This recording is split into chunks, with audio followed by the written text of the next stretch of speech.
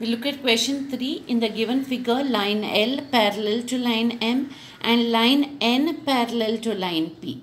Find angle A, angle B and angle C from the given measure of an angle.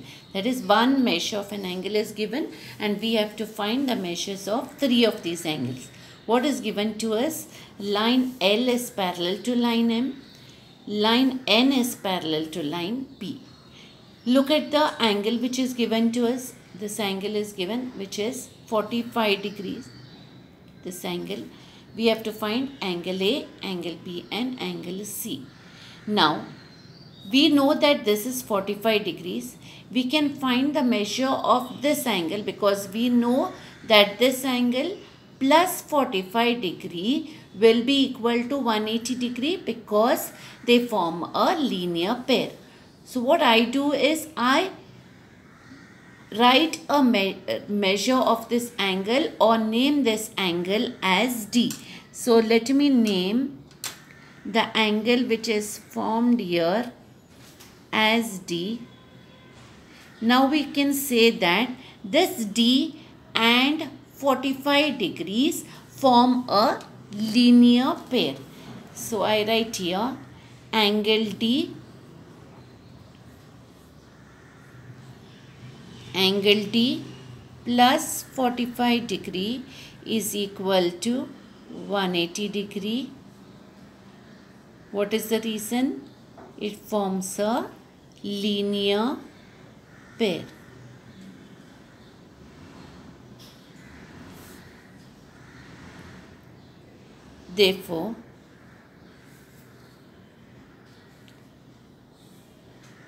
Therefore, we have here angle D is equal to 180 degree minus 45 degree.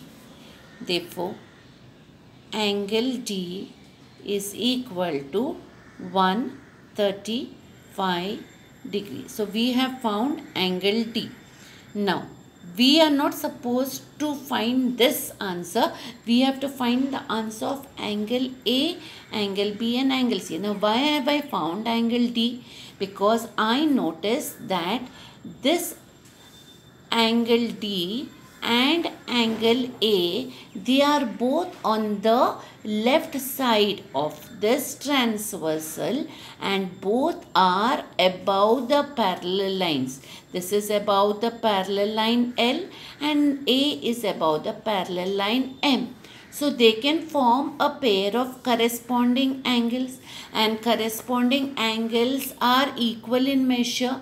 Now I will write angle D is equal to angle A. The reason being they are corresponding angles. But we already have the measure of angle D being 135 degree. So, therefore, angle A will also be equal to 135 degree. So we have got the measure of one of the angles, that is angle A.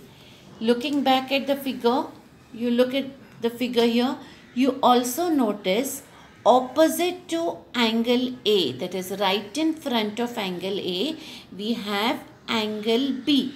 So that means angle A and angle B form a pair of vertically opposite angles, and we have already said that the vertically opposite angles which are formed by two lines, they are equal to each other. So we write angle A is equal to angle B. Reason, vertically opposite angles.